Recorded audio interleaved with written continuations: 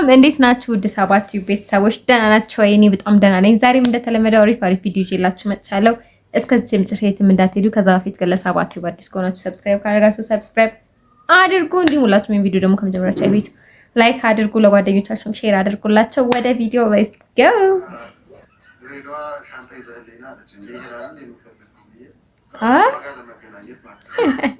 ምን ከውርሶ ሰጠናቸው ሁለት አለፈው ሻንጣውን ስመልስ በሰጣት እጄ በቃ በዚሁ ጨርሼ እመጣለሁ ነው የወደድኩሽ ምናምን አይመችም። ጨርሼ እመጣለሁ ወደ ገደለው ገብቼ ጨርሼ እመጣለሁ ብዬ ነው ገና ሳያት በቃ ሰይጣን መሰለኝ ሰይጣን ሻንጣውን ሰጠኋትና ዝም ብዬ ባዶ የዛኔ 11 ስልክ ነው ያዝኩት። ሄሎ አልኩና በቃ እንደዚህ እሺ መጣሁ ሻንጣው ሰጠኋት። ታክሲ እስከምሄድ እየሮጥኩ ነው ልከተለኝ ይሆን ወይስ ምናምን እንጃ። ከዛ ሄድኩ። ጥቅምት ላይ 2002 ጥቅምት ላይ በዓልን የምናሳልፈው ስንባባል ሂዳን ፈጠር አንተም አዲስ አበባ ና እኔም አዲስ አበባ ና መሀል ነው እሺ።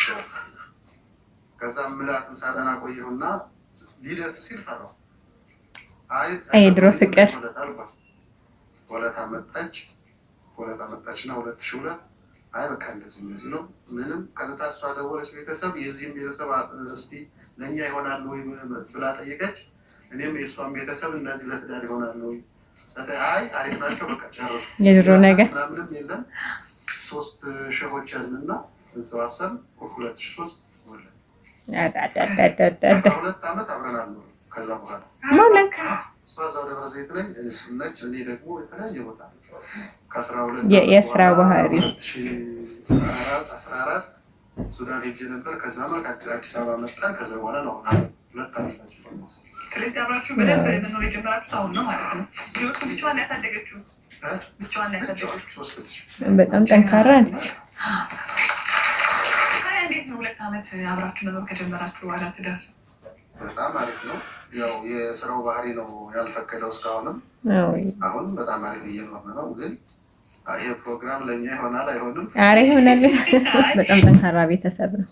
የድሮ እንትን ግን በቃ በአንዴ መፈራረም መተዋወቅ ምናምን ነው። ቀላል ነበር መሰለኝ።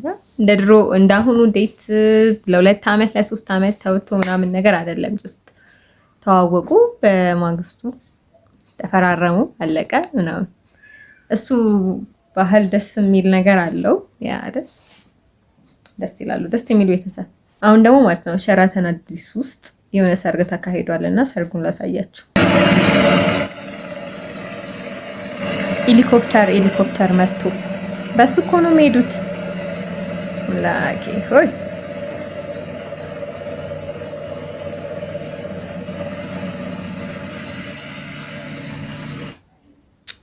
በጣም ደስ የሚለው እንዲህም ሰርግ አለ ለካ።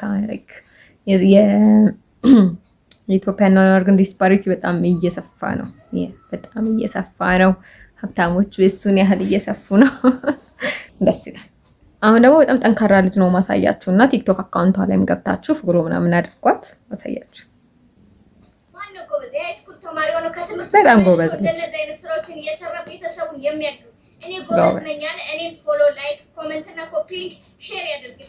ያው እንደሰማችኋት ነው። ትዕግስት ደበበ ትባላለች። ትዕግስት ደበበ 3 እዚህ ላይ ያለ እሱን ገብታችሁ ፎሎ አድርጓት። እሺ እንደዚህ አይነት ጎበዝ ልጆችን ማበረታታት።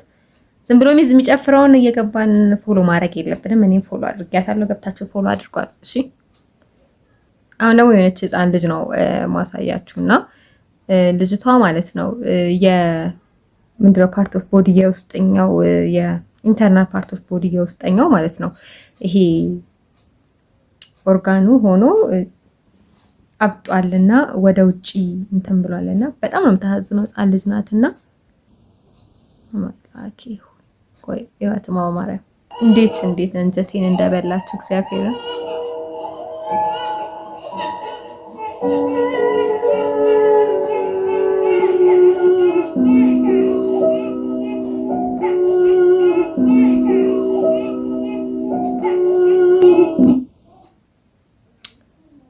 በጣም ነው ይሄን ቪዲዮ ሳየው ማለት ነው ትናንትና ነው ያየሁትና ስሎንግ ታይም በቃ የምር እንደዚህ በጣም ነው የሚያሳዝነው እያልኩኝ እያሰብኩኝ ከዛም ደስ የሚል ቪዲዮ እዛ ውስጥ ገብቼ ሳይ ደስ የሚል ቪዲዮ አየሁኝና ሕክምና በመኖሩ በጣም ደስ የሚል ነገር ነው። ሕክምና ከፈጣሪ በታች ዶክተሮችን ምስጋና ማቅረብ ያስፈልጋል። በዚህ አጋጣሚ ልጅቷ አሁን ያለችበትን ቲንክ ወንድም ሊሆን ይችላል ያው ቀሚስ ስላለበሰች አላወኩም፣ ግን አሁን ያለችበትን ሲቹዌሽን ላታለች።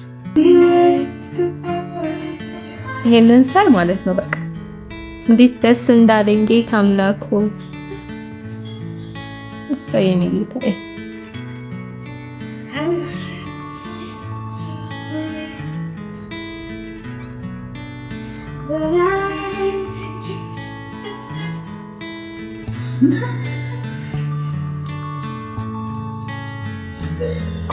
እንዲሆና ስላየሁኝ በጣም ደስ ብሎኛል። የምር አንዳንዴ ህፃናት እንዲህ ሲሆኑ በጣም ነው የሚያሳዝነው እና ሰው ሁሉ ጤና ይስጠው ለሁሉም ሰው አሜን።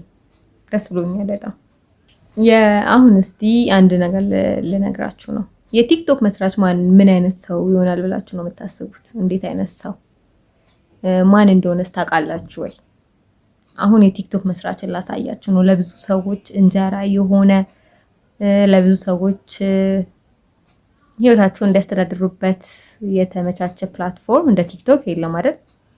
እነሱን የመሰረተውን ሰውዬ ላሳያችሁ ነው። The creator of TikTok, the visionary Chinese entrepreneur Zhang Yiming, a multi-millionaire. Thanks to his world-famous app, we no longer have any excuse not to make an impact on others and transform our own lives for the better. So tell me, if you have your full physical and mental abilities, what's holding you back? TikTok was created by the Chinese company ByteDance in September 2016 under the name Douyin. In 2018, it entered the global market under the name TikTok. The app quickly rose to worldwide popularity, especially among young people, with its fun and addictive short video features. Today, it stands as one of the most downloaded social media platforms in the world. Of course, TikTok has also sparked debates about privacy and data security due to its ties with the Chinese government.